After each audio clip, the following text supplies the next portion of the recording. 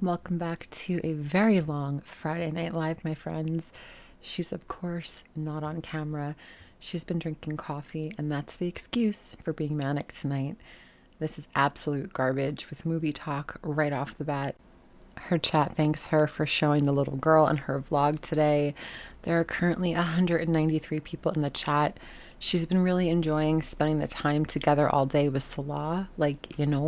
She likes to stay busy. She's always conflicted whether or not to include the little girl in the vlogs. If she hides the little girl, she's letting haters win. So what, she'd rather expose her to lunatics and perverts to spite the haters? She just wants to do what she wants to do. She's going to ignore all the hate. The perverts in her chat are sticking up for her right to show the little girl. She abhors what Israel is doing. Nina sends her a super thanks. Teardrop says Charlie Kirk was not a good guy, and Chantal kind of agrees with her, but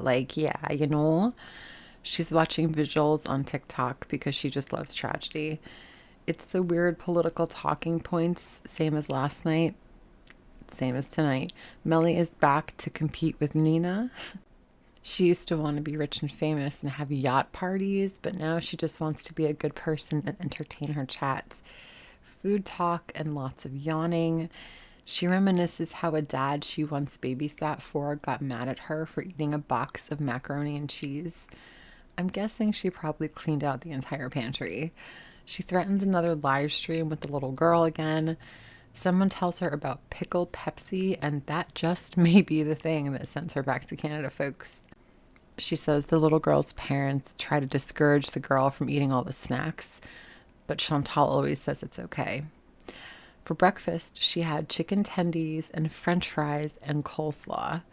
Then she had fried hot dogs with Cheetos, and then some sunflower seeds, some candy or chocolate, and some coffee. She also had leftover mafe, and that's it, allegedly. Her chat is providing the content as usual. She's afraid to hold babies because apparently they have wobbly necks.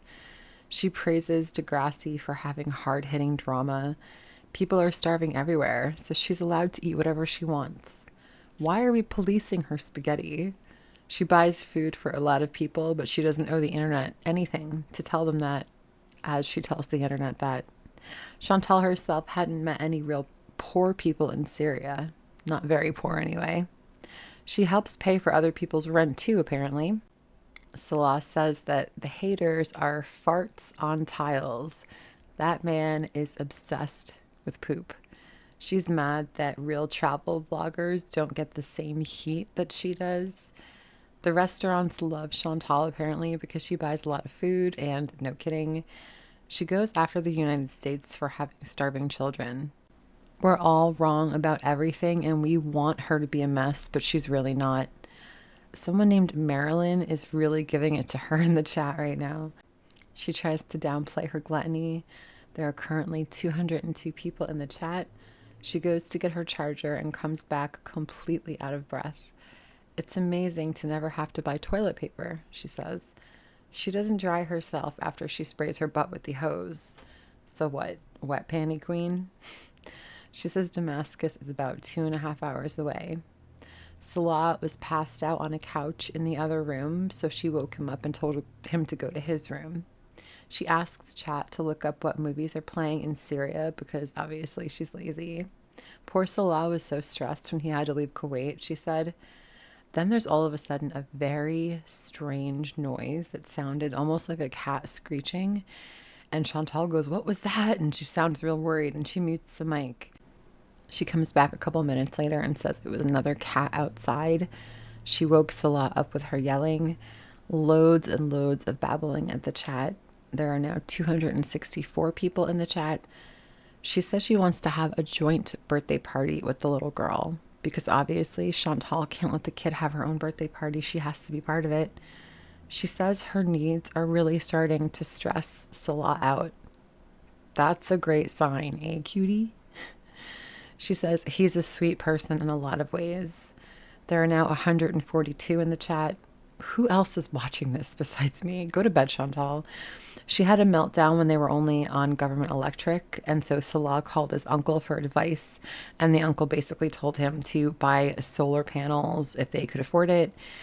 She says the average monthly salary in Syria is about $80 a month. I'm not sure what currency she was talking about, Canadian or American. It's currently 3:45 in the morning in Syria. Salah was thinking about buying a slushy machine so he can sell them, and then thought better of it when he realized that Chantal let loose with a slushy machine would probably be a bad idea. She's hungry now. It's 4 a.m. She's off to eat ramen and then go to bed. Thank you so much for watching, friends. I'll see you in the next one.